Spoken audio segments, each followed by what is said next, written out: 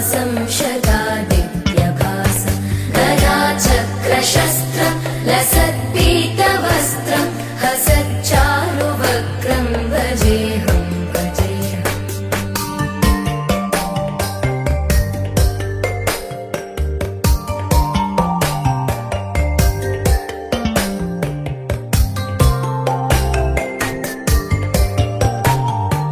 रमाकण्ठहारं श्रुतिव्रातसारं जनान्तर्विहारं धराभारहारं चिदानन्दरूपं मनोज्ञस्वरूपं धृतानेकरूपं भजेऽहं भजेऽहम्। जराजन्महीनं परानन्दपीनं समाधानलीनं सदैवानदीनं जगज्जन्महेतुं सुरानीकहेतुं त्रिलोकैकसेतुं भजेऽहं भजेऽहम्। प्रतिमानं स्वभक्तानुकूलं जगद्वृक्षमूलं निरस्तार्थशूलं भजेऽहं भजेऽहम्। समस्तामरेशं द्विरेवाभकेशम्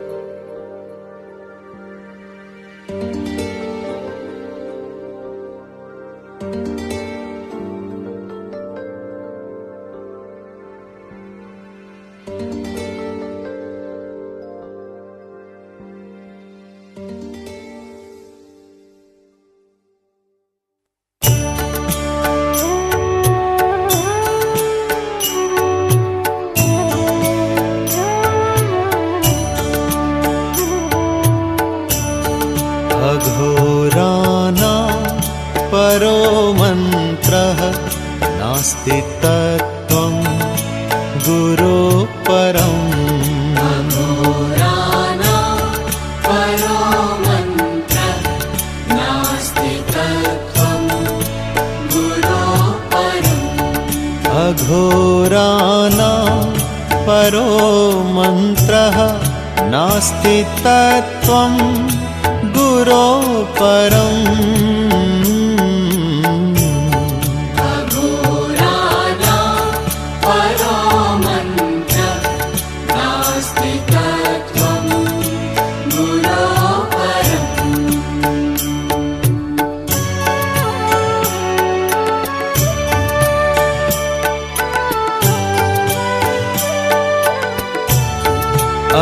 अघोराणां परो मन्त्रः नास्ति तत्त्वं गुरो परम्।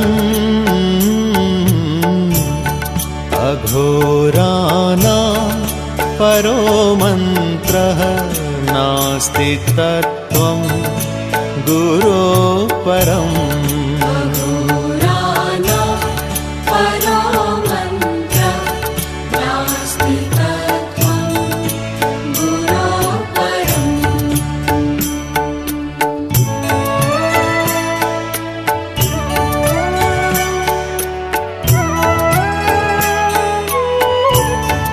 अघोराणां परो मन्त्रः नास्ति तत्त्वं गुरो परम्। अघोराणां परो मन्त्रः नास्ति तत्त्वं गुरो परम्। अघोराणां परो मन्त्रः नास्ति तत्त्वं गुरो परम्।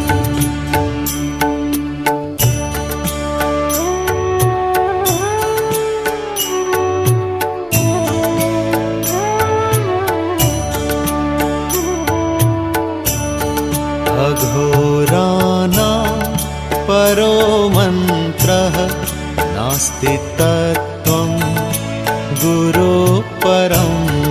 अघोराणां परो मन्त्रः नास्ति तत्त्वं गुरो परम्।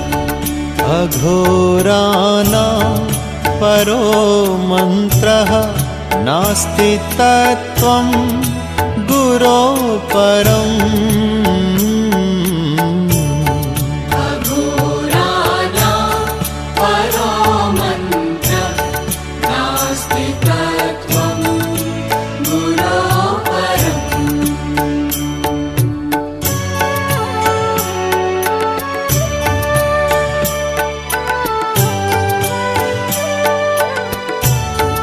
अघोराणां परो मन्त्रः नास्ति तत्त्वं गुरो परम्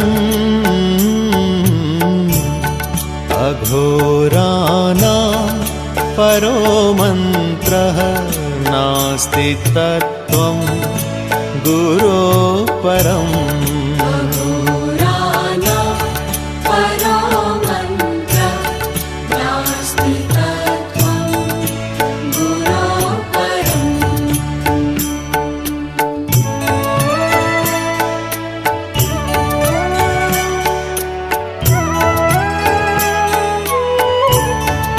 अघोराणां परो मन्त्रः नास्ति तत्त्वं गुरो परम्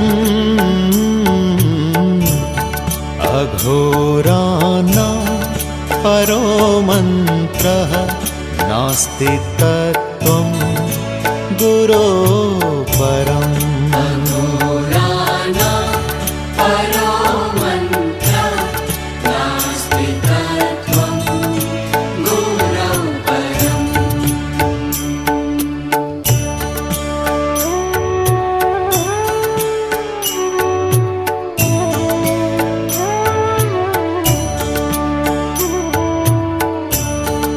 अघोराणां परो मन्त्रः नास्ति तत्त्वं गुरो परम् अघोराणां परो मन्त्रः नास्ति तत्त्वं इस अभिनव कार्यक्रम का शुभारंभ करने का प्रश्न करेंगे श्री ओपी चौधरी साहब।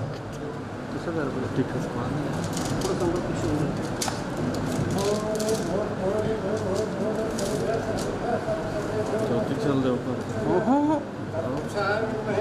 चल दे वहाँ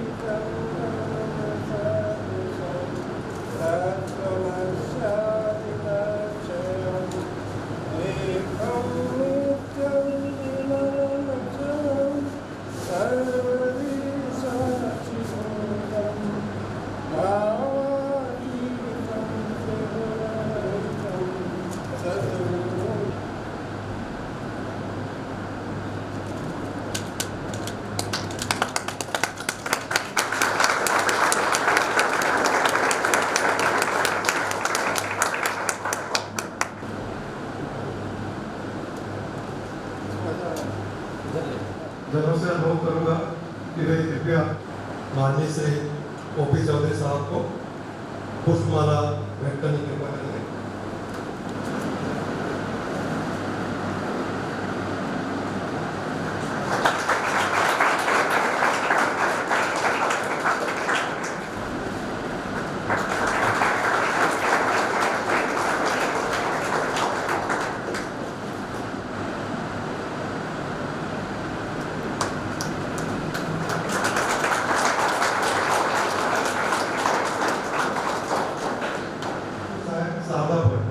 स्वागत गीत प्रस्तुत करने के लिए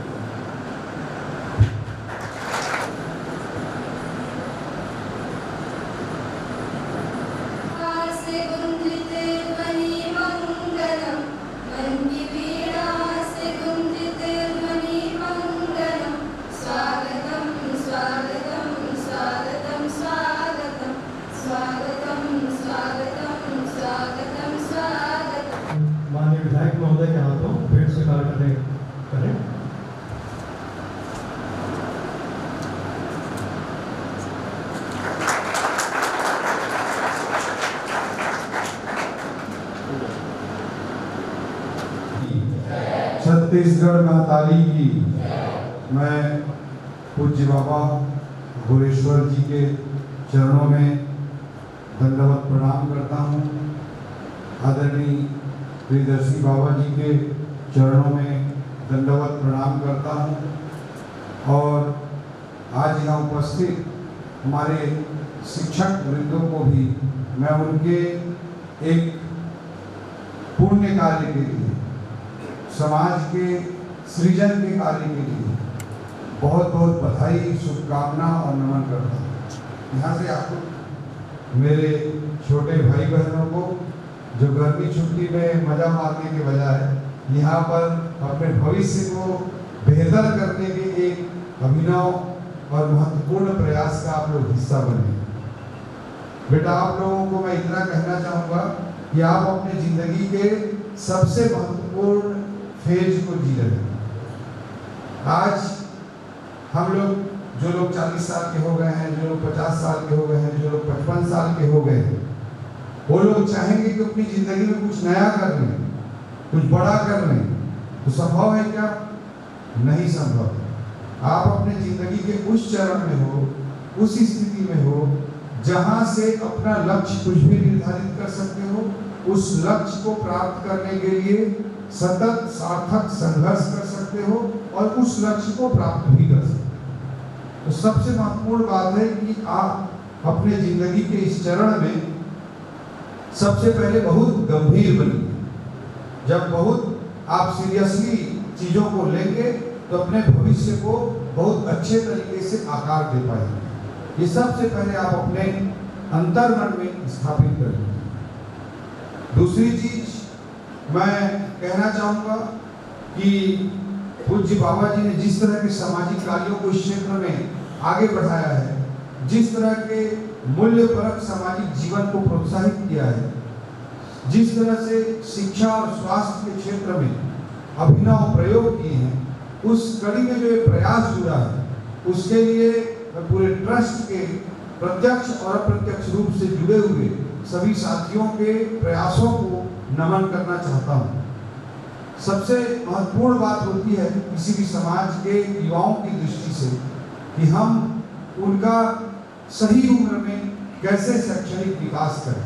ये सबसे महत्वपूर्ण बात होती है। कोई भी देश, कोई भी समाज, कोई भी राज्य, कोई भी जिला या कोई भी व्यक्ति तब तक जीवन में आगे नहीं बढ़ सकता जब तक वो शिक्षा को माध्यम न बनाए। जो भी राष्ट्र अपने आप में बड़ा परिवर्तन किए हैं, उन सभी राष्ट्रों का इतिहास पढ़िए, उनके परिवर्तन का सबसे महत्वपूर्ण आयाम शिक्षा ही था।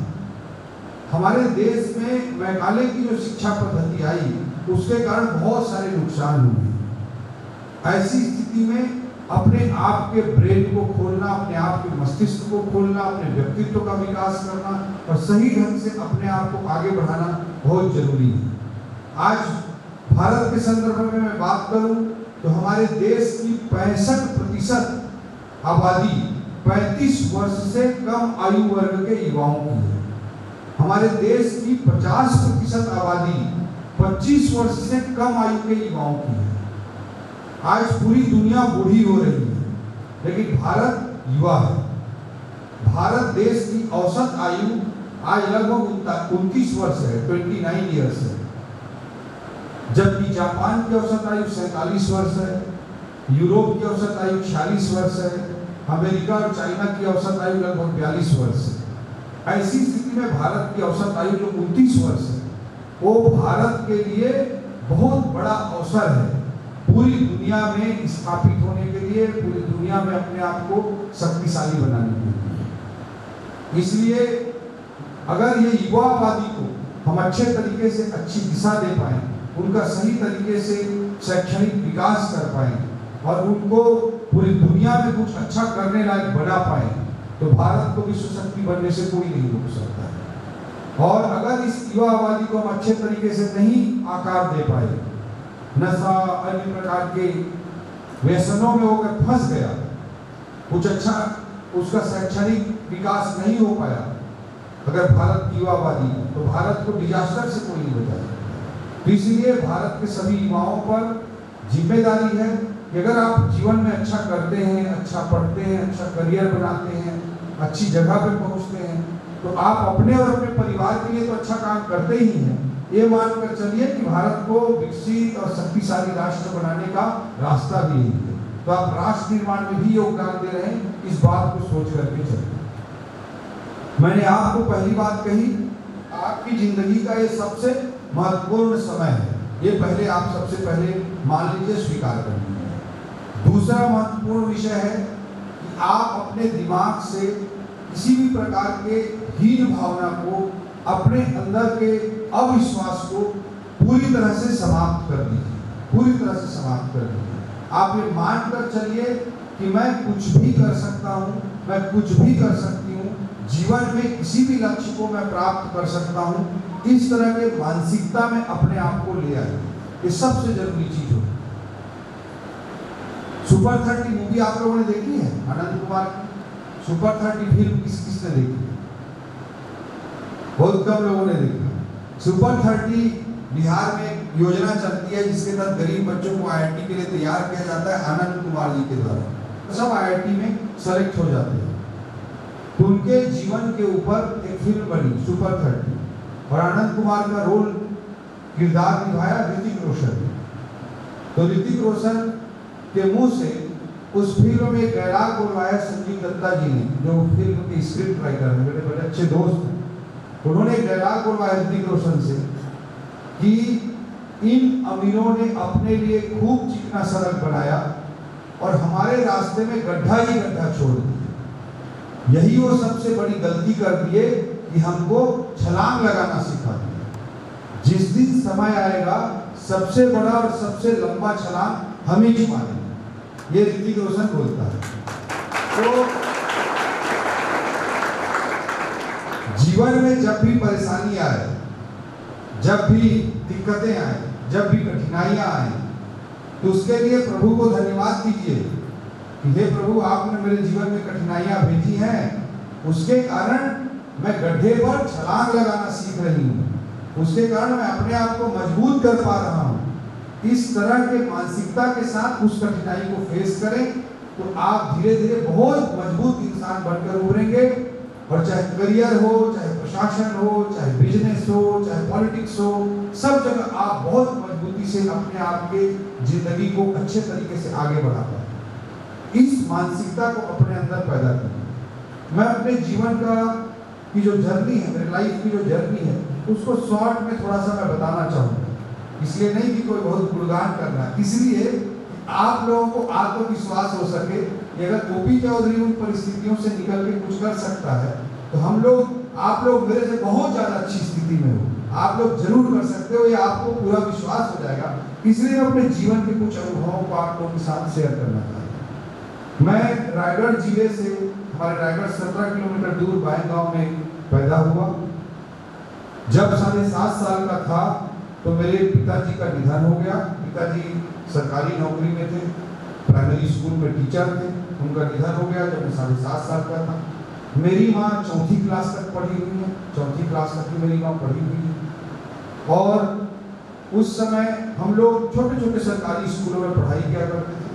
और उस समय सभी सरकारी स्कूलों के हालात क्या थे, हमारी पीढ़ी के और उससे पहले के लोग बहुत अच्छी तरह से जानते हैं। जहाँ मैं 6वीं पढ़ता था, उस स्कूल में पूरा खपरेल की छत थी और पानी चूता रहता था, खपरेल के आधा टूटे हुए थे। तो जैसे ही बारिश होती थी, पूरा क्लास भर जाता था, हम लोग की छुट्टी हो जाती थी। पूरा बरसात में 60-70% दिन छुट्टी ही रहता था। तो इसीलिए हमको बड़ा मजा आता था कि इस स्कूल में पढ़ते हैं जहाँ ज़्यादा छुट्टी मिलता है, ऐसा लगता था। और उस समय स्कूलों में कोई प्यून नहीं होते थे, तो हम ही लोगों के पास स्कूल की चाबी होती थी। तो इसीलिए जब पानी कम गिरा रहता था तो पहले ही पहुंच जाते थे स्कूल और देखते थे क्लास में पानी भरा है कि नहीं भरा है। नहीं भरा रहता तो सामने बोरिंग था, उसमें ढेर ढेर पानी को लाके भर देते थे ताकि छुट्टी हो जाए। एक आध बार बड़े सर से पकड़ाए भी, मार भी खाए लोग। ऐसे स्कूल में मिडिल स्कूल पढ़ाई किया। उसके बाद high school, higher secondary school पढ़ने की बारी आई तो मैं नंदेली गांव की स्कूल में पढ़ता था 9वीं से 12वीं तक। उस समय के हालात मैं बताना चाहूँगा। जब हम लोग 12वीं क्लास में पढ़ते थे तो हमारे स्कूल में केवल एक लेक्चरर था। ना फिजिक्स का लेक्चरर था, ना केमिस्ट्री का लेक्चरर था, ना बायोलॉजी का लेक्चरर था, ना हिंदी का लेक्चरर था, ना मैथ्स का लेक्चरर था। केवल एक लेक्चरर थे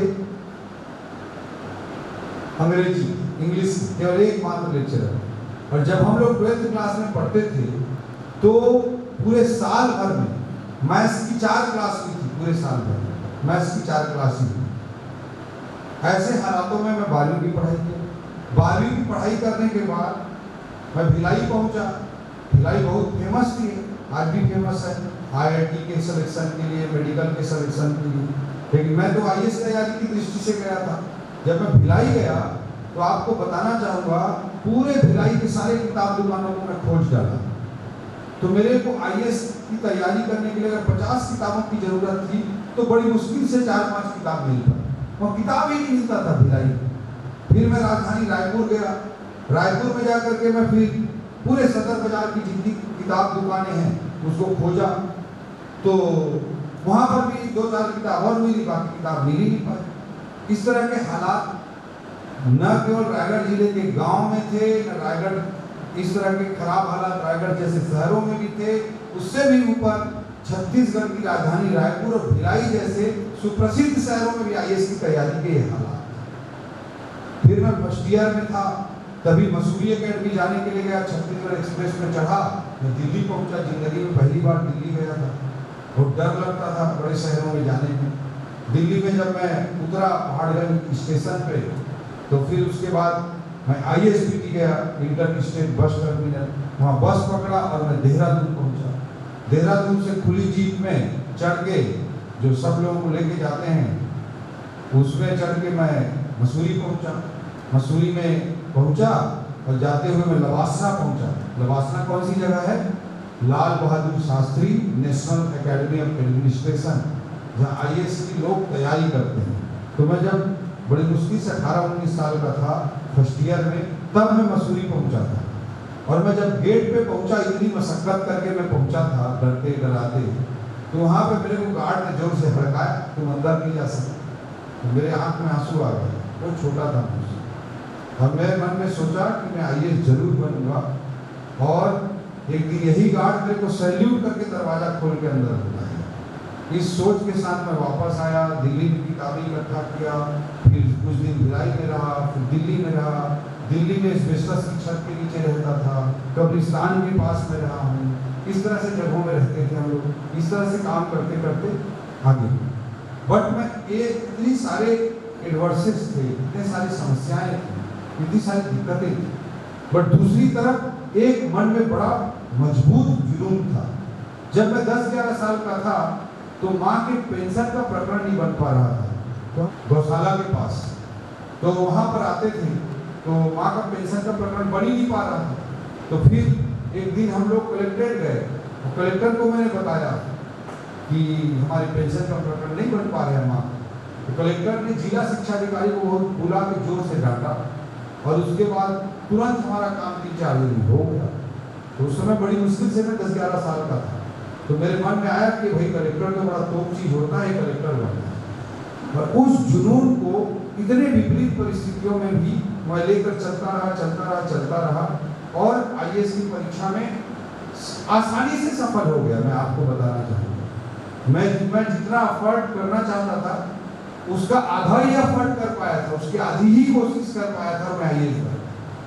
तो आप लोगों को ये पूरे अपने जीवन की यात्रा इसलिए सुनाया, आप को रिलेट कर पा रहे होंगे। आप में से जितने भी मेरे भाई बहन बैठे होंगे, उनमें से सबकी परिस्थिति मेरे से कई गुना ज़्यादा अच्छी होगी। घर की स्थिति अच्छी होगी, घर की आर्थिक स्थिति कंपैरेटिवली अच्छी होगी। आप इतने अच्छे स्कूल में बाबा जी के चरणों में आप पढ़ाई करते हो, जीवन में इतना बड़ा सौभाग्य मिला है। तो जब उन परिस्थितियों से कोई कर सकता है, मेरी चौथी पढ़ी हुई माँ मेरे को IAS बना सकती है, रायपुर राजधानी के कलेक्टर तक पहुंचा सकती है, तो आप में से सभी के माता पिता तो चौथी से ज़्यादा ही पढ़े। इसलिए मैं आपको अपने जीवन का अनुभव बताया, और आप विश्वास कीजिए कि जीवन में आप इस उम्र में जो तय करेंगे, जो लक्ष्य निर्धारित करेंगे, वो जरूर सफल होगा।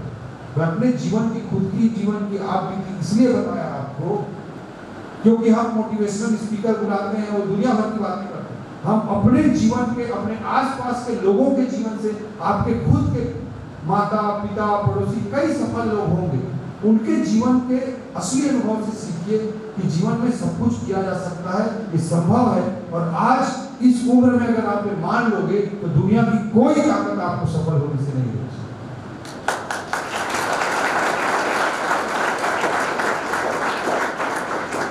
समस्या खुद के मानने में है। हम खुद अपने आप को नहीं मना पाते, खुद अपने अंदर आत्मविश्वास पैदा नहीं कर पाते, इसीलिए जीवन में परेशान होते रहते हैं, कंफ्यूज रहते हैं, परेशान होते हैं। पढ़ाई कैसे करते हैं? 10वीं तक पढ़ लिए, फिर क्या सब्जेक्ट ले वो, तो जो दोस्त यार मान लेते हैं, जो सही मान लेते हैं, तेरा हम ले ले वो।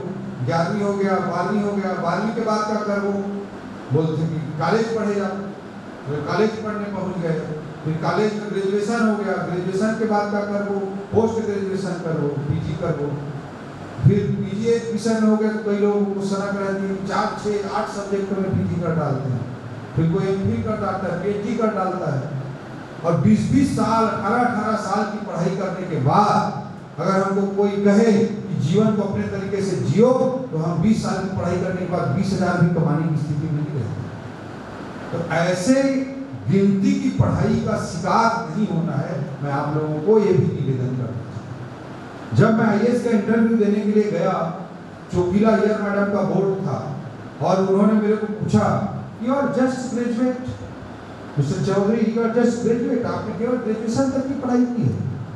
तो मैंने बोला हाँ मैडम, मैं जस्ट ग्रेजुएट हूँ, क्योंकि आपने आईएएस के इंटरव्यू तक पहुँचने के लिए ग्रेजुएशन ही क्राइटेरिया बनाया था, ऊपर का तो कोई क्राइटेरिया बनाया नहीं था।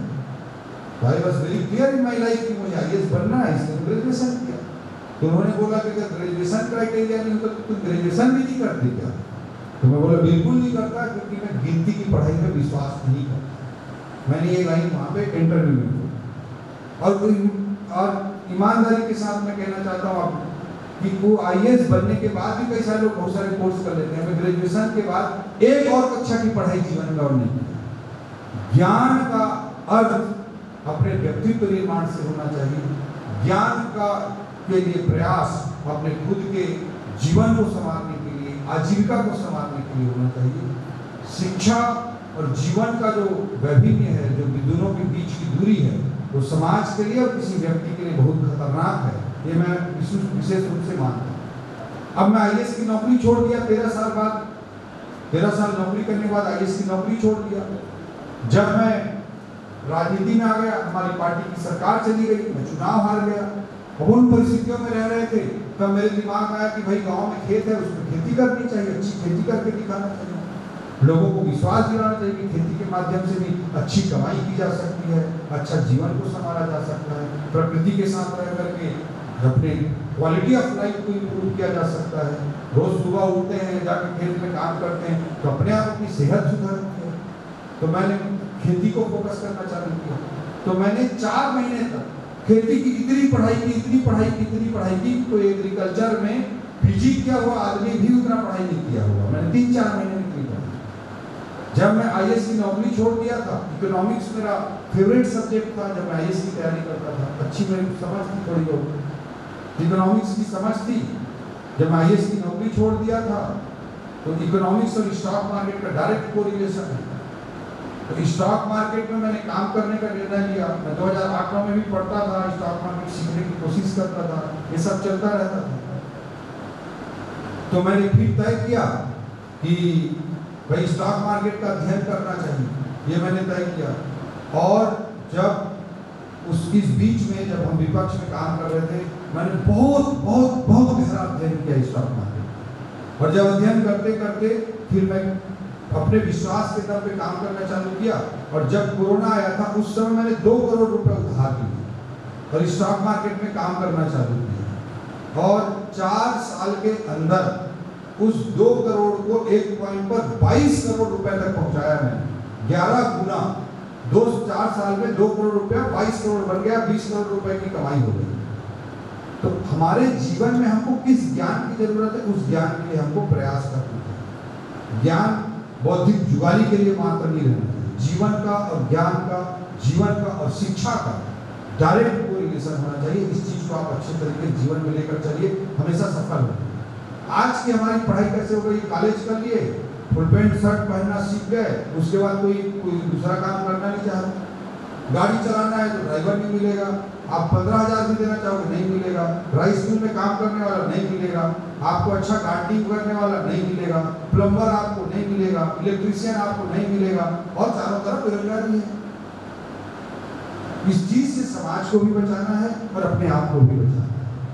अपने आप को गलती की पढ़ाई करके धोखा मत देना, मैं ये पहला निवेदन आप लोगों से करना चाहता हूं। अब सवाल है कि आप IAS की तैयारी करें, PhD की तैयारी करें, आप CUET फुल फॉर्म कोई बता पाएगा? CUET का कोई फुल फॉर्म किसी को पता है बेटा? हाथ में अगर पता हो।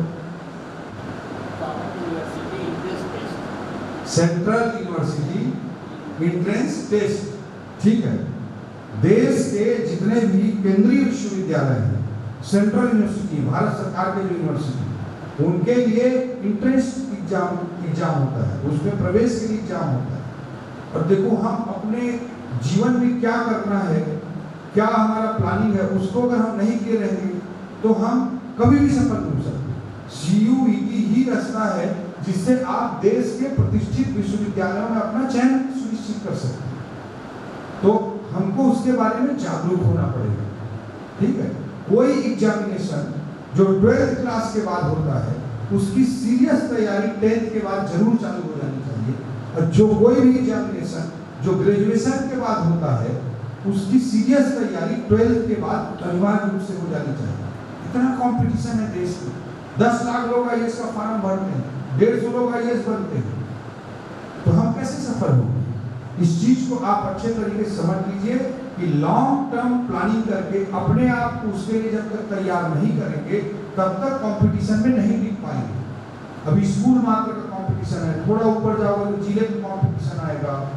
हमारा स्कूल CBSE स्टेट बोर्ड है, स्टेट बोर्ड है, फिर थोड़ा आगे जाएंगे तो CBSE वालों से कंपटीशन होगा, ICSE बोर्ड वालों से कंपटीशन होगा, सबसे कंपटीशन होगा। इसलिए पहले अपने लक्ष्य को निर्धारित करना, उसके लिए क्या क्या चीजों की जरूरत है, कौन सा एंट्रेंस एग्जाम देना पड़ेगा, उसके उन सारे पक्षों की तैयारी करना, उन सारे पक्षों को जानना समझना सबसे पहली जरूरत है। इसलिए आप लोगों से मैं निवेदन करना चाहूंगा कि आने वाले 5-10 सालों की अपनी क्लियर प्लानिंग करिए।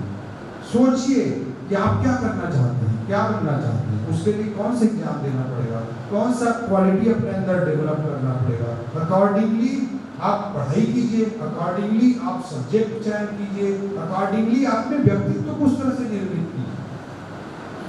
मान लो किसी को IAS करना है, IAS के लिए किन चीजों की जरूरत है? Language, writing skill, writing speed, interview skills, common sense, general awareness, ये सब चीजों के लिए IAS की जरूरत है। किसी को साइंटिस्ट बनना है, उसको मैथमेटिकल स्किल्स, अरिथमेटिक स्किल्स, इन सब की जरूरत होती है। तो इस हिसाब से अपने आप को तैयार करना पड़ेगा। लैंग्वेज आपको लगभग सब जगह जरूरी होगा, तो लैंग्वेज, कॉमन सेंस हर जगह चाहिए। आप MBA करने के लिए कैट का एग्जाम देंगे तब भी आपको GD करना पड़ेगा। उसके लिए क्या हम अखबार पढ़ते हैं, अखबार पढ़ते हैं कि नहीं, DD न्यूज देखते हैं कि नहीं, इन सब चीजों से आपके व्यक्तित्व का निर्माण होगा। तो आज ये संकल्प लीजिए आप सब लोग कि आने वाले समय में आप अपने करियर को एक अच्छा शेप देंगे, उसके लिए अभी से प्लान करें।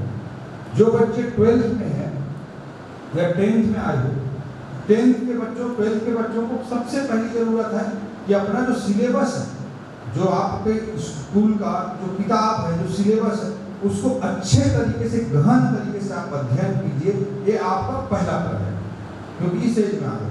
जो 8th में होंगे, 9th में होंगे, 5th में होंगे, 6th होंगे, उनके लिए हम अलग स्ट्रेटजी बना सकते हैं।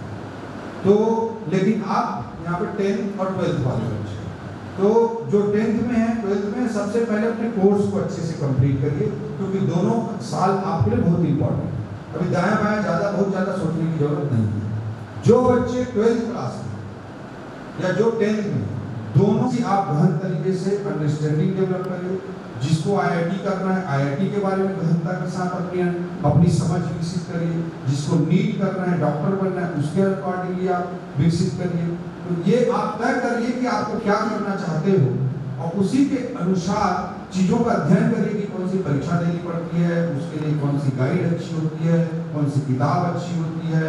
उसमें गणित आता है तो गणित की तैयारी हम कैसे करें, उसमें अंग्रेजी आती है तो उसकी तैयारी हम कैसे करें। इस दिशा में सोचना चालू करिए और करना चालू करिए। आप अभी से करेंगे तो हो पाएंगे। बहुत मैं एक खुशी के साथ बताना चाहूँगा कि भुसौर के पास एक गांव है हमारे रायगढ़ क्षेत्र में, बासनपाली। उस बासनपाली गांव से पहले सेंट्रल यूनिवर्सिटी एंट्रेंस टेस्ट नहीं होता था, परसेंटेज के आधार पर सिलेक्शन होता था। तो उस बासनपाली के गांव की लड़कियां हर साल 1 लड़की, 2 लड़की, 3 लड़की दिल्ली यूनिवर्सिटी में सेलेक्ट होती है। अब सेंट्रल यूनिवर्सिटी एंट्रेंस टेस्ट भी आ गया तो पर भी वहाँ की बच्चियाँ, छोटा सा गाँव है भुसौर के पास, वहाँ से दिल्ली यूनिवर्सिटी के लिए डायरेक्ट सेलेक्ट होते हैं। आप जैसे गाँव नहीं, आप जैसे बच्चे, आपसे भी कई लोग ज़्यादा खराब स्थिति में, आप इतने अच्छे स्कूल में बाबा जी शरणों में, तो उसके बावजूद भी वो सेलेक्ट होती है। क्यों सेलेक्ट होती है? उनको पता है, उनको अपना लक्ष्य पता है, उसके लिए क्या करना है ये पता है। इंसान के अंदर प्रतिभा की कमी नहीं है। प्रभु ने, ईश्वर ने सबको इतनी प्रतिभा दी कि हम सब कुछ कर सकते हैं। इस पिछली सदी का सबसे बड़ा साइंटिस्ट हुआ आइंस्टीन। आइंस्टीन ने कहा है कि भगवान द्वारा दिए गए मस्तिष्क का मैं 2.5% इस्तेमाल कर पाया। अगर भगवान जितना इंसान को जो मस्तिष्क देता है उसका 2.5% इस्तेमाल करके कोई साइंटिस्ट आइंस्टीन जैसा वैज्ञानिक बन सकता है, तो 1-आधा% का उपयोग करके डॉक्टर, इंजीनियर, कलेक्टर, एसपी तो सब बन ही सकते हैं। इस चीज को आप मान करके चलो, आप भूल जाओ कि आपको नहीं आता या आपके अंदर प्रतिभा की कमी, ऐसा बिल्कुल भी नहीं। बस अपने आप को अंदर से खोजने की जरूरत है। तो ये सोच के साथ आप करिए। तो CUET वो लोग तैयारी करते हैं और वहाँ पे सेलेक्ट हो जाते हैं। मैं दिल्ली यूनिवर्सिटी में भी लेक्चर देने कई बार जाता हूँ। दिल्ली यूनिवर्सिटी में जब लेक्चर देने जाता हूँ तो जरूर 1-2 बच्चे मिलते हैं हम भुसौर क्षेत्र के हैं साथ। बहुत खुशी होती है। एक केवल और केवल अवेयरनेस की जरूरत है, केवल और केवल प्लानिंग की जरूरत है। आप सब कुछ कर सकते हैं। आजकल क्लैट का एग्जाम होता है, ठीक है। हमारे राजधानी रायपुर में जब हम लोग पढ़ाई करते थे तो एक भी सेंट्रल यूनिवर्सिटी नहीं हुआ करती। आज सौभाग्य की बात है कि छत्तीसगढ़ एक अलग राज्य बना और छत्तीसगढ़ राज्य में आज सारे सेंट्रल यूनिवर्सिटीज क्या क्या होते हैं? IIT, Indian institute of technology, IIIT, international institute of information technology, IIM, Indian institute of management, सब रायपुर में। रायपुर में आज IIT है, IIIT है, IIM है, एम्स है, all India institute of medical science है, नेशनल लॉ यूनिवर्सिटी है। वहाँ पर सीपेट है, प्लास्टिक इंजीनियरिंग का सेंट्रल इंस्टीट्यूट है। लेकिन दुर्भाग्य की बात है कि हमारे छत्तीसगढ़ के बच्चों को पता ही नहीं कि ये यूनिवर्सिटी हमारे पास है। IIIT जो है उसमें 50% सीट छत्तीसगढ़ के बच्चों के लिए आरक्षित है। नेशनल लॉ यूनिवर्सिटी में 50% सीट छत्तीसगढ़ के स्थानीय बच्चों के लिए आरक्षित है। तो हमको पता ही नहीं रहेगा तो हमारा चयन कैसे होगा? तो ये सारी चीज़ों की आप प्लानिंग करिए। आपको CA बनना है, आपको लॉ में जाना है, आपको मीडिया में जाना है, आपको IAS करना है, आपको PSC करना है, आपको डॉक्टर बनना है, आपको इंजीनियर बनना है, आपको बिजनेसमैन बनना है, आपको खेती करनी है, आपको नेता बनना है, जो भी करना है आप अपने तय करिए रास्ता और उसके अकॉर्डिंगली प्लानिंग करिए। कोई भी प्लानिंग जब आप करते हैं तो आपके पास प्लान A, प्लान B होना चाहिए। प्लान A अगर फेल हो जाता है तो प्लान B हमारे पास तैयार हो गया। तो ये सारे विषयों को लेकर अपने जिंदगी को लेकर गंभीर बनिए। आज से 20 साल 25 साल पहले मैं बहुत जरूर खराब स्कूलों में पढ़ता था, बट आज से कितना साल हो गया, 30 साल पहले जब मैं 8वीं 9वीं में पढ़ता था तब भी मुझे क्लियर थी कि मुझे IAS करना है। मैं उस समय तारापुर बोकरामुड़ा के पास जो पुल है मांड नदी में, वो पुल नहीं बना था। मेरे गांव से रायगढ़ आने के लिए पहले बस पकड़ते थे हम लोग, शर्मा बस चलती थी। शर्मा बस से हम रावरसन जाते थे, चपले वहाँ पे जाते थे, वहाँ से ट्रेन पकड़ते थे, इतलागढ़, JB ये सब ट्रेन को पकड़ते थे। तो ट्रेन पकड़ के रायगढ़ आते थे। मैं वैसे ही आता था जब 9वीं 10वीं में पढ़ता था। तो पहले बस पकड़ता था, चपले जाता था, चपले से ट्रेन पकड़ता था, मैं रायगढ़ आता था। और रायगढ़ में पॉलिटेक्निक कॉलेज के सामने में एक मैगजीन बेचता था, पत्रिकाएं बेचता था। IAS बनना था मेरे को, तो मैं सिविल सर्विसेज क्रॉनिकल की पत्रिका खरीदता था, प्रतियोगिता दर्पण की पत्रिका खरीदता था, CSR कंपटीशन सक्सेस रिव्यू की पत्रिका खरीदता था। उस उम्र में उस गांव में रहते हैं। तो जब तक हमारा लक्ष्य क्लियर नहीं होगा और उस लक्ष्य के लिए जुनून नहीं होगा, हम कुछ नहीं कर पाएंगे। पढ़ाई कर लेंगे 15-20 साल, ग्रेजुएट पोस्ट ग्रेजुएट फलना ढिमका सब हो जाएंगे और उसके बाद गिड़गिड़ाते हुए घूमेंगे, कोई 10,000 का जॉब दे दो, 10,000 की नौकरी दे दो, भैया ने पुलिस भर्ती में हो पाएगा, टीचर भर्ती में हो पाएगा, तो फिर बीजापुर पहुंच जाओगे, फिर बीजापुर से ट्रांसफर कराने के लिए 4 लोगों के पैर पड़ते रहोगे, फिर रायगढ़ जिला पहुंच जाओगे, फिर अपने ब्लॉक में जाने के लिए 4 लोगों के पैर पड़ते घूमते रहोगे, फिर अपने गाँव के पास आने के लिए पैर पकड़ोगे। जिंदगी भर पैर ही पकड़ने के लिए जिंदगी को जीना चाहते हो क्या? अपने व्यक्तित्व के अंदर इतनी मजबूती लाओ, किसी के सामने जीवन में हाथ फैलाना ना पड़े। ये नॉलेज का युग है, ज्ञान आधारित समाज है, ज्ञान आधारित भारत है, ज्ञान आधारित दुनिया है। दुनिया के 100 सबसे अमीर लोगों की सूची बनाओगे तो पाओगे कि उनके बाप दादा कोई बहुत बड़े उद्योगपति नहीं थे। तो मेहनत किए, ज्ञान के आधार पर इनोवेशन किए और उसके आधार पर दुनिया के सबसे अमीर आदमी बने बैठे। वो सब माता सरस्वती के पुजारी थे, इसलिए लक्ष्मी अपने आप उनके पास आ गई। तो ये ज्ञान आधारित समाज में अपने आप के अंदर योग्यता विकसित करो, काबिलियत विकसित करो, तो अपने आप जीवन को बड़े स्वाभिमान के साथ खुद जी पाओगे, अपने परिवार के लिए अच्छा कर पाओगे और समाज को कुछ दे पाओगे। जब हम खुद ही को मजबूत नहीं बना पाएंगे तो कैसे कर पाएंगे? और आप उस उम्र में हो जहां से आप सब कुछ कर सकते हो, अपने अंदर सारी मजबूती ला सकते हो। इस बात पर भरोसा करके जीवन में एक बेहतर रणनीति के साथ, एक बेहतर गंभीरता के साथ, एक बेहतर सोच के साथ आगे बढ़िए। जब लक्ष्य रहेगा तो व्यसन भी नहीं आएंगे, सर अपने व्यक्तित्व में खराबियां भी नहीं आएंगी और आज और ज्यादा अच्छा हमेशा कर पाओ। इस सोच के साथ जिंदगी को जिए, ये मैं विशेष रूप से आप लोगों को निवेदन करना चाहता हूँ। अभी जो एक अभिनव प्रयास बाबा जी के श्री चरणों में हुआ है वो हम सब के लिए बहुत ही प्रेरणादायक है। 10वीं 12वीं में जब हम रहते हैं तो जुलाई अगस्त में जाकर पढ़ाई चालू होती है। जुलाई अगस्त में जाकर पढ़ाई चालू होती है मैथ्स की, फिजिक्स की, केमिस्ट्री की, बायो की, अंग्रेजी की। तो हम थोड़ा पैनिक में रहते हैं, टीचर पढ़ाता है, फिर उसको पढ़ते हैं, कुछ छूट जाता है, कुछ पढ़ पाते हैं। 11th-12th में सिलेबस काफ़ी बड़ा हो जाता है तो सिलेबस का भी प्रेशर बढ़ जाता है। तो ये बहुत ही अभिनव और अच्छी पहल है कि समर वेकेशन का उपयोग आपके कठिन सब्जेक्ट्स की तैयारी के लिए आप शुरू से प्रिपेयर हो रहे। अभी आप गंभीरता से पूरी पढ़ाई करिए, आपके आत्मविश्वास का स्तर अलग ही हो जाएगा। और जब जुलाई में पढ़ाई चालू होगी आपकी स्कूल में, तब लगेगा आपको मेरे को 80% चीजें तो पता ही नहीं। टीचरों को भी कई बार भड़का दोगे, ऐसा हो जाएगा। तो अच्छे से मेहनत करो, टीचरों को भड़काना ठीक है लेकिन आपको लगेगा कि हाँ मुझे बहुत आता है और अपने अंदर आत्मविश्वास का अलग स्तर होगा, पढ़ाई अच्छे से कर पाओगे। तो इन सारी चीज़ों को करिए, तो बहुत ही अच्छी अभिनव पहल है। और जो अच्छे बच्चे होंगे जो उनको भी और जोड़ने का प्रयास कीजिए। मैं दावे के साथ कह रहा हूँ, बाबा जी ने जो इनिशिएटिव लिया है, ठीक है, अगले साल यहाँ बैठने के लिए जगह नहीं मिलने वाली है। मैं अभी से बता रहा हूँ, इतनी अच्छी चीज़ है ग्रामीण क्षेत्र के बच्चों।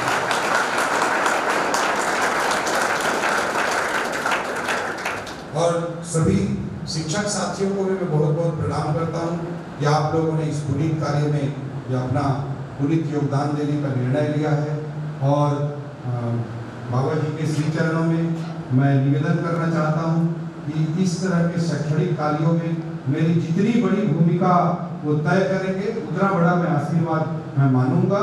और उनसे निर्देश प्राप्त हुआ था कि लाइब्रेरी के लिए कुछ अच्छी किताबें हमको कलेक्ट करनी चाहिए। तो करीब 1000 किताबों की मैंने सूची बनवाई थी, एक अच्छे एक्सपर्ट से।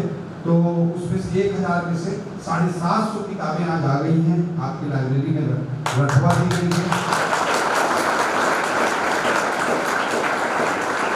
250 किताबें 3-4 दिन में आ जाएंगी। वो बाहर से मंगानी पड़ रही हैं, रायपुर में नहीं मिल रही थी तो बाहर से उन्हें मंगाया गया, वो भी आ जाएंगी। और इसके अलावा लाइब्रेरी जो भी देखते होंगे, प्रिंसिपल साहब से मेरा निवेदन है कि लाइब्रेरी में एक रजिस्टर रख दीजिए और बच्चों को जिस भी किताब की जरूरत महसूस होती है उस रजिस्टर में उस किताब का, उसके पब्लिकेशन का अगर नाम जानते हो तो किताब का पब्लिकेशन का नाम लिख दीजिएगा। 15 दिन तक एक काम करिए। टीचर लोगों को भी लगता है कि किताब होनी चाहिए, उसका भी नाम लिख दीजिए। उस रजिस्टर में सूची तैयार करिए कि किन किताबों की जरूरत है। 5 दिन 10 दिन के अंदर आप तैयार कीजिए। जिन जिन किताबों की आपको जरूरत महसूस होगी, जितने पीस, जो किताब हो 10 पीस चाहिए, 20 पीस चाहिए, जितने भी पीस चाहिए, ज़्यादा अगर कॉमन बुक होगा तो ज़्यादा संख्या में रखनी चाहिए उस किताब को, अगर एक्सेप्शनल बुक होगा तो अच्छी किताब होगी तो कम संख्या में रखनी चाहिए। तो कितने संख्या में किताबें चाहिए और कौन कौन सी किताबें चाहिए 10 दिन के अंदर और सूची बना दीजिए, उसको तत्काल 1 हफ्ता के अंदर मैं आप सूची बनाएंगे, उस 1 हफ्ता के अंदर रेडी में उपलब्ध करवा दूँ। इस अच्छे सोच के साथ इस क्षेत्र के भविष्य को गढ़ने में बाबा जी के आशीर्वाद से हम सब लोग एक परिवार की तरफ प्रयास करके आगे बढ़ेंगे। यही मैं बात रखते हुए अपनी बात को विराम देता हूँ। मैं पूज्य बाबा अघोरेश्वर जी को प्रणाम करता हूँ, प्रियदर्शी बाबा जी को प्रणाम करता हूँ, माँ सरस्वती को प्रणाम करता हूँ। जय हिंद, जय भारत, जय छत्तीसगढ़।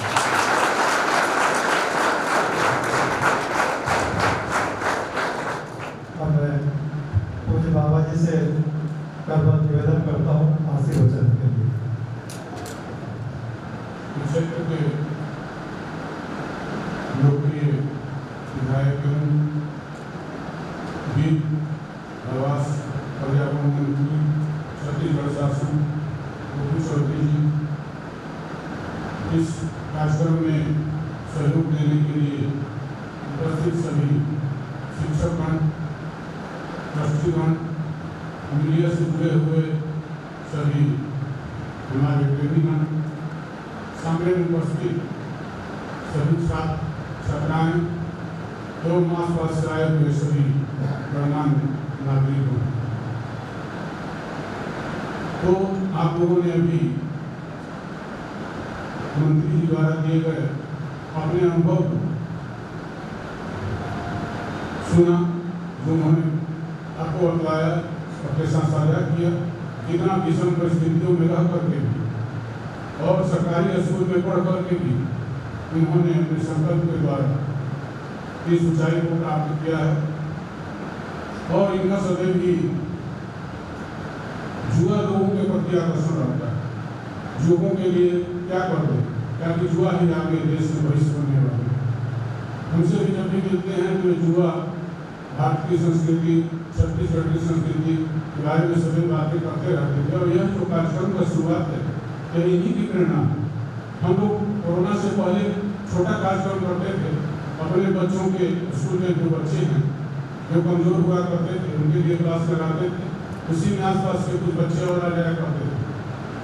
कोरोना काल से मन था, उन्होंने कहा कि एक बड़े रूप में इस कार्यक्रम को आप लोगों को करवाना चाहिए। मैंने कहा बिल्कुल यह हो, और उसी का परिणाम है क्या इसकी शुरुआत हो रही। तो आप लोगों का विद्यार्थी जीवन है, ये जीवन त्याग और तपस्या का जीवन होता है, और अध्यात्म के हिसाब से इसको ब्रह्मचर्य आश्रम बोलते हैं। जो 4 आश्रम हम लोगों को बताया गया है, ब्रह्मचर्य आश्रम विद्यार्थी जीवन होता है। तो हम शील शालीनता का पालन करते हुए, अनुशासन का पालन करते हुए, अगर आप छात्र छात्राएं परिश्रम करेंगे, मेहनत करेंगे, तो आप जीवन में अवश्य ही सफलता को प्राप्त करेंगे। इसमें त्याग और तपस्या की जरूरत होता है। त्याग क्या है?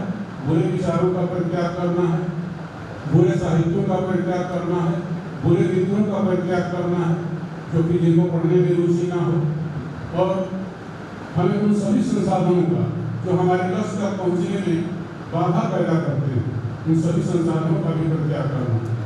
क्योंकि मन में अनेकों प्रकार के विचार होते हैं। आप लोग को कहते हैं, बहुत से बच्चे आते हैं, उनके गार्जियन भी आते हैं, सोचते हैं हमारे बच्चे को पढ़ने में मन नहीं लगता। मन क्यों नहीं लगता? इसलिए कि आप अनेकों ऐसे संसाधन उपयोग करते हैं। आप मोबाइल भी उपयोग करते हो, मोबाइल का सदुपयोग भी हो सकता है, मोबाइल का दुरुपयोग भी हो सकता है। मोबाइल में बहुत सी ऐसी चीजें हैं जो आपके दिमाग में, मस्तिष्क में विकृति पैदा कर सकता है, कचाव हो सकता है। जब आप दिमाग को साफ सुथरा नहीं रखोगे, साफ सुथरा खाली दिमाग करके आप जब पाएंगे शिक्षक लोगों से सीखने के लिए, तभी आप वहाँ से अच्छी बातें लेकर जा सकते हैं। और आपके दिमाग में पहले से ही चला करके दिमाग को कचरे से भर लीजिएगा, तो फिर आपके दिमाग में अच्छी बातें घुसने के लिए जगह नहीं बचती। इसलिए हमको यह त्याग करना है कि हम किन चीज़ों को, किन चीज़ों से हमको दूर रहना। और तपस्या का अर्थ होता है समय का मूल्यांकन कर जीवन में आगे बढ़ना। मतलब आपके जीवन को समयबद्ध करना। जैसा मंत्री महोदय ने भी कहा, देखो ये आपका विद्यार्थी जीवन है, आपके पास 5 साल से 10 साल का जीवन है, जिसमें आप सब कुछ कर सकते हैं। जो भी करना चाहो, बाद बाकी चीजें करने के लिए पूरा जीवन है। आप अच्छी मोबाइल ले सकते हो, अच्छा बस पहुँच सकते हो, अच्छा खाना खा सकते हो, खूब कुछ सो सकते हो, अच्छी गाड़ी पर चढ़ सकते हो, वह सब के लिए पूरा जीवन पड़ा है। लेकिन अच्छा पढ़ने के लिए जो अभी जो समय है, यह बाद में आपको नहीं मिलेगा। यह मूल्यवान समय जब चला जाएगा तो अभी आपके जीवन में आने वाला नहीं है। इसलिए मूल्यवान समय का सदुपयोग करना, सदुपयोग करके आप महान से महान व्यक्ति बन सकते हैं, और इसका दुरुपयोग करोगे तो आप बहुत नीचे जा सकते हैं। मनुष्य की सकल सूरत में ऐसा मत सोचिए कि मनुष्य का मतलब एक आकृति है, जिसमें दो आंख होता है, दो कान होता है, जो दो हाथ है, दो पैर है। यह मनुष्य नहीं है। मनुष्य वह होता है जो जीवन में परमात्मा ने जो शक्ति दिया है, उदारता दिया है, जो स्वतंत्रता दिया है, जो प्रेम दिया है, कि आप इसका सदुपयोग करो। तुम उदार बनो, अपने लिए भी उदार बनो, दूसरे के लिए भी उदार बनो। तुम जो स्वतंत्र हो अपनी शक्ति का सदुपयोग करने के लिए, जो दुख तुमको गुण दिया गया उसका सदुपयोग करने के लिए। सदुपयोग नहीं करोगे, दुरुपयोग करोगे तो तुम असुर भी बन सकते हो, सदुपयोग करोगे तो तुम महान देवता भी बन सकते हो। तो हमें अपनी शक्तियों का सदुपयोग कर महान से महान स्थिति में पहुंचने की कोशिश करना। तो इसको कहते हैं अपना समयबद्ध जीवन। मतलब आप सुबह उठने से लेकर रात में सोने तक के बीच का जो समय है उसको समयबद्ध करो। और सुबह इतना बजे उठेंगे, इतना से इतना तक हमको जो है बस व्यंजन यानी के काम करेंगे, उसके बाद इतना पे हम नाश्ता करेंगे, इतना से इतना तक पढ़ाई करेंगे, इतना से इतना स्कूल जाएंगे, इतना से इतना तक कोचिंग में जाएंगे। जो भी है सुबह उठने से रात में सोने तक के समय को आप पूर्ण तरीके से एक रूटीन बनाएं, और उसी रूटीन पर प्रतिदिन आप कार्य करोगे तो आपका मन जो इधर उधर भटका है वही मन आपका साथ देने लगेगा। वही मन आपको कहेगा चलो तुम्हारे पढ़ने का समय हो गया, चलो तुम्हारे खाने का समय हो गया, चलो तुम्हारे सोने का समय हो गया। जो मन आपको इधर उधर भटकाता है वही मन फिर आपको क्या करने लगेगा, प्रेरित करेगा, हर कार्य करने के लिए प्रेरित करेगा, पढ़ने के लिए भी प्रेरित करेगा। तो पढ़ाई करो, पढ़ने का समय हो गया। इसलिए समयबद्ध जीवन भी तपस्या है। त्याग हो गया, तपस्या हो, तभी आप जीवन में अपने उस लक्ष्य को प्राप्त कर सकते हैं। शिक्षा का मूल उद्देश्य होता है ज्ञान की प्राप्ति, और ज्ञान ही विकास का माध्यम होता है। हम जहाँ हैं, जिस अवस्था में हैं, उस अवस्था से आगे बढ़ने के लिए हमें किसकी आवश्यकता है? शिक्षा की आवश्यकता है। शिक्षा से ज्ञान, सूचना और कौशल की प्राप्ति होती है। दृढ़ संकल्प मनुष्य जीवन के विकास का आधार होता है। जो दृढ़ संकल्प कर लेता है वो गरीब से गरीब विद्यार्थी भी, चाहे कितना भी साधन की कमी हो, फिर भी वह अपने जीवन में सब कुछ कर लेता है। कोई भी अवरोध उसको नहीं रोक पाता। एक सुंदर सदाचारपूर्ण जीवन जीने के लिए, स्वस्थ जीवन जीने के लिए, एक विकसित समाज और सुदृढ़ राष्ट्र के निर्माण के लिए यह आवश्यक है कि समाज का हर व्यक्ति को शिक्षा का लाभ मिले, उसका सर्वांगीण विकास हो और उसके चरित्र का निर्माण हो। यह दायित्व सिर्फ सरकार के ऊपर नहीं है, यह दायित्व हम सभी के ऊपर है, भारत के सभी नागरिक के ऊपर है। तो हम इसको ध्यान रखें कि हम समाज के कोई भी कमजोर वर्ग का व्यक्ति किसी कारणवश नहीं पढ़ पा रहा है, उसमें हमारा क्या कर्तव्य बनता है। हम उन ऋषियों की संतान हैं जिन्होंने हमें वसुधैव कुटुंबकम का प्रेरणा दिया है, वसुधैव कुटुंबकम। लेकिन आज हम अपनी भारतीय संस्कृति से दूर होते जाने के कारण या जिस भी कारण से माने, आपकी अपनी संकीर्ण मानसिकता हो गया है, अपने घर को ही सिर्फ कुटुंब मान रहे हैं। यह हमारी कमजोरी है। हमें घर को नहीं, जो अपने लिए जीवन जीता है उसका जीवन व्यर्थ होता है, जो दूसरे के लिए जीवन जीता है वही सार्थक होता है। तो हमें दूसरे के लिए जीना, तभी हम मनुष्य बन सकते हैं, सच्चा मनुष्य कहलाने की योग्यता रख सकते हैं।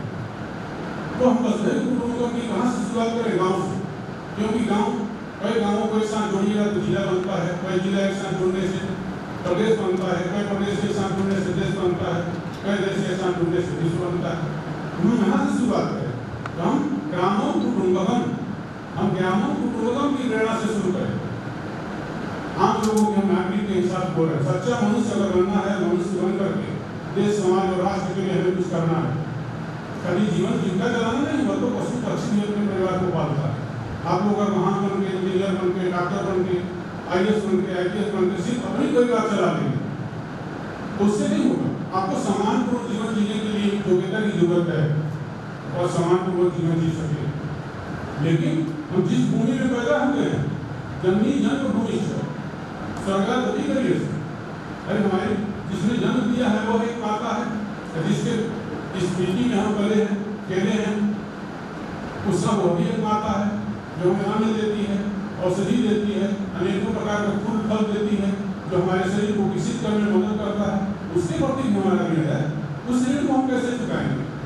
जब तक उसके ऋण को नहीं चुकाएंगे तब तक हम सही नहीं बन सकते। उसके ऋण को चुकाना हमारा भी दायित्व है, और उस ऋण को चुकाने का क्या तरीका है?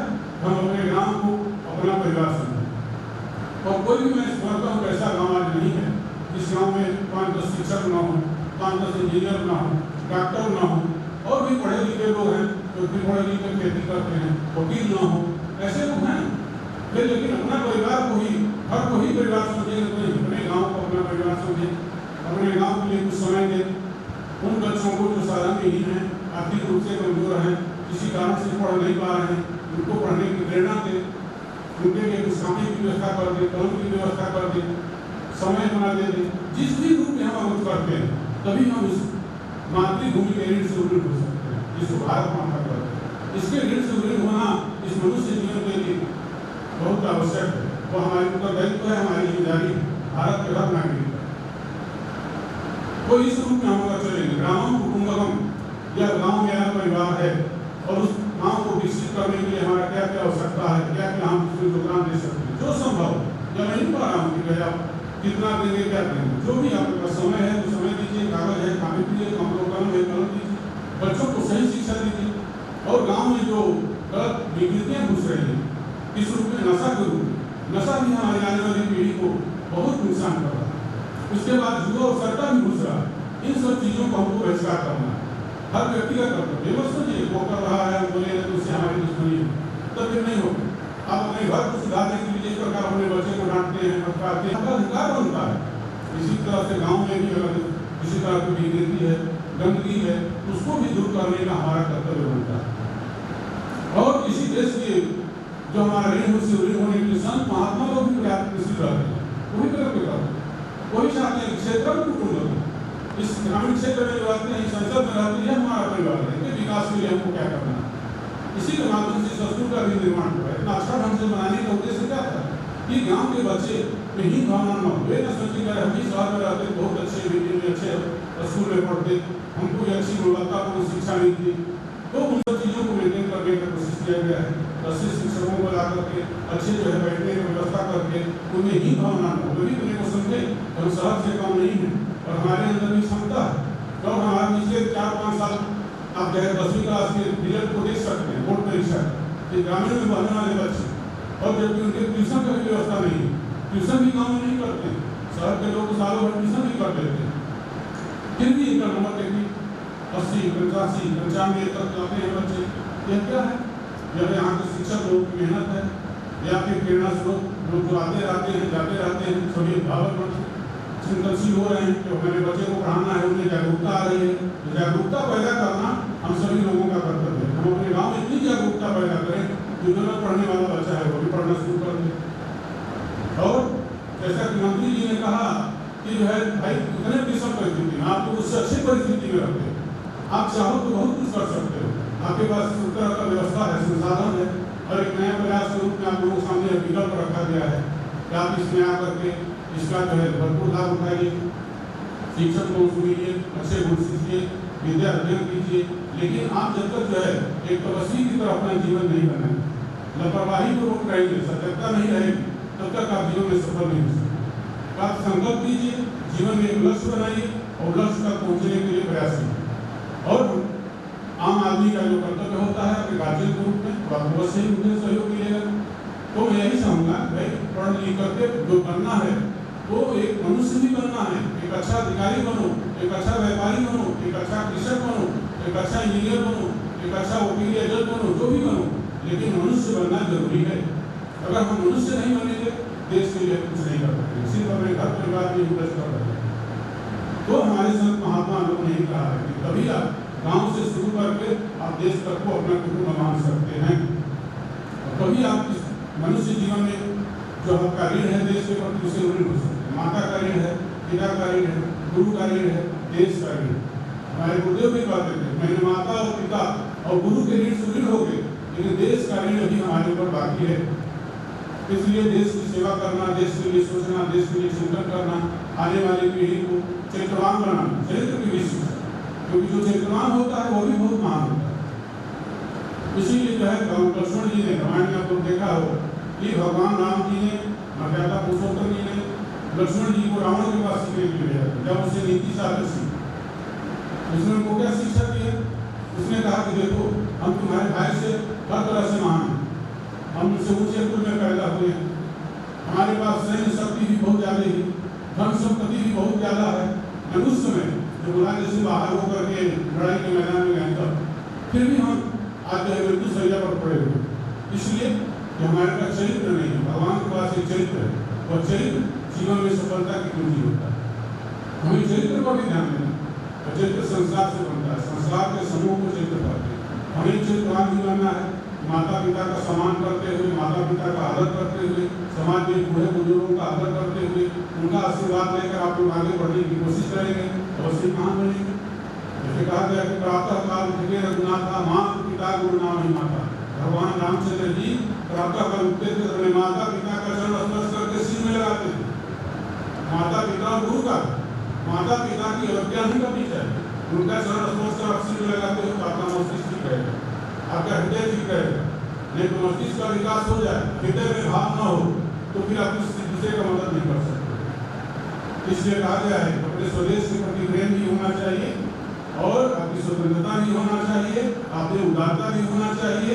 तो तीनों मनुष्य गुण आप जो है सही ढंग से इसका उपयोग करेंगे तो सही इंसान सही मनुष्य बन सकते हैं, और जीवन में एक ऊंचाई तक पहुंच सकते हैं। उस ऊंचाई पर पहुंचकर सामान्य जीवन जीना, तो शिक्षा हमें ये सब आगे बढ़ने की प्रेरणा देता है, उसके संस्कार हमारे साथ रहता है, तो हमें क्षेत्र निर्माण की शिक्षा देता है, और दोनों होता है तो हम एक अच्छे विकसित मनुष्य बन सकते हैं। तो विकसित मनुष्य बनकर आत्मनिर्भर या विकसित देश के लिए, आत्मनिर्भर देश के लिए हम बहुत कुछ अपना योगदान कर सकते हैं। यही हमारे जीवन का मूल उद्देश्य है। बस यही पर पार्टी को ध्यान देता हूँ, आप लोगों में बैठे हुए इस पर उसके लिए मैं आप सबका आभार प्रदर्शन करता हूँ, अग्रसर भगवान राम विद्या मंदिर बंदौरा की ओर से। और विशेष रूप से मैं आभार प्रदर्शन करता हूँ माननीय मंत्री महोदय जी का, जिन्होंने आज इस युवा शक्ति को एक नई प्रेरणा, नई दिशा दी है। उन्होंने प्रेरणा दी है कि जो उन्होंने सेंट्रल यूनिवर्सिटी एंट्रेंस टेस्ट निश्चित रूप से गुरो परम अघोराना परो मंत्रः नास्ति तत्त्वं गुरो परं परो मंत्रः नास्ति तत्त्वं गुरो परम् अघोराणां परो मन्त्रः नास्ति तत्त्वं गुरो परम्। अघोराणां परो मंत्रः नास्ति तत्त्वं गुरो परम्।